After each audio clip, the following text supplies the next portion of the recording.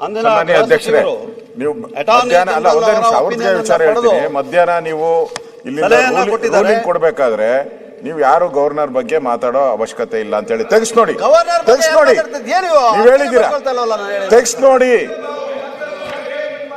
ನೋಡಿ ಮಾತಾಡ್ತಾ ಇಲ್ಲ ಅವರು. ಕಾನ್ಸ್ಟಿಟ್ಯೂಷನ್ ಅಲ್ಲಿ ಏನಿದೆ ಅನ್ನೋದನ್ನ ಹೇಳ್ತಾ ಇದ್ದಾರೆ. ಹೌದೌದು, ಅದನ್ನ ಗವರ್ನರ್ ಹೆಸರೇನೆ ಹೇಳ್ಬಾರ್ದು. ಗವರ್ನರ್ ಹೆಸರು ಹೇಳಿ, ಅವ್ರು ಬಂದ ಓದೇ ಇಲ್ಲ, ತಪ್ಪು, ಅಭಿನಂದನೆ ಕಾನ್ಸ್ಟಿಟ್ಯೂಷನ್ ಅಲ್ಲಿ ಏನಿದೆ ನೋಡಿ.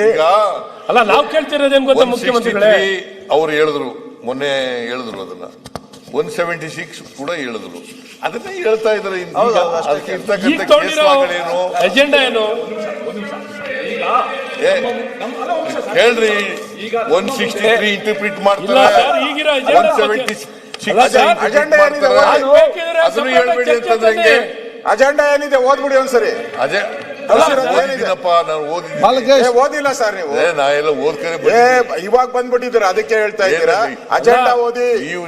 ನೀವು ಮಹಾತ್ಮ ಗಾಂಧಿನೇ ತೆಗೆದಾಕ್ಬಿಟ್ಟು ಹೆಸರನ್ನ ಮಹಾತ್ಮ ಗಾಂಧಿ ಎಲ್ಲಿಂದ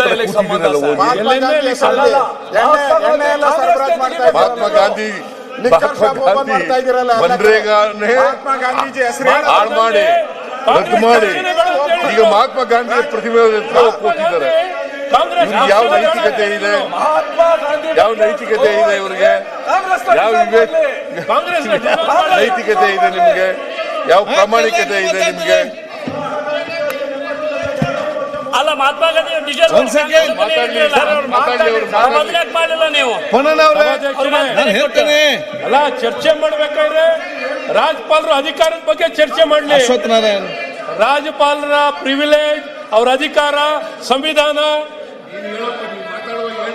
ನಾವು ಮಾತಾಡಕ್ ಅದನ್ನೇ ಕೇಳಿದೀವಿ. ನೀವು ಮಾತಾಡುವಾಗ ಕೇಳ್ತಿರೋದೇನು?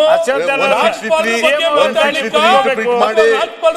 ಬಗ್ಗೆ ಮಾತಾಡೋದು. 163 ಕ್ಲಾಸ್ 1 ನಾವು ಕೇಳ್ತಿರೋದು ಆರ್ಟಿಕಲ್ 176 ಸನ್ಮಾನ್ಯ ಬೇಡ ಅಂತ ಹೇಳಲ್ಲ. ಸನ್ಮಾನ್ಯ ಮುಖ್ಯಮಂತ್ರಿಗಳೇ, ನಾವು ಕೇಳ್ತಿರೋದು ಅದೇ. ರಾಜ್ಯಪಾಲರ ಭಾಷಣ ಬಗ್ಗೆ ಮಾತಾಡೋದಾ? ಅವರು ಸೂಚಿಸೋದು ರಾಜ್ಯಪಾಲರ ಭಾಷಣ ಬಗ್ಗೆನ ಅಥವಾ ಅಧಿಕಾರದ ಬಗ್ಗೆನ ಅಥವಾ ರಾಜ್ಯಪಾಲರ ಬಗ್ಗೆನ? ಹೇಳ್ಬೇಕು, ನೀವು ಹೇಳ್ಬೇಕು, ಅವ್ರು ಹೇಳ್ಬೇಕು.